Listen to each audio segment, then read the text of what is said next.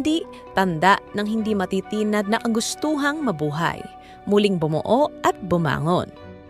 Sa sandaling i-ere ang kanyang ulat, ang backlash ay agaran at walang humpay. Sumabog ang galit sa social media. Libo-libong mga Pilipino mula sa loob at labas ng bansa ang agad na nagpunta sa mga platform tulad ng Twitter, Facebook at Instagram upang tawagin si Donovan dahil sa kanyang kamangmangan at kawalan ng pakiramdam.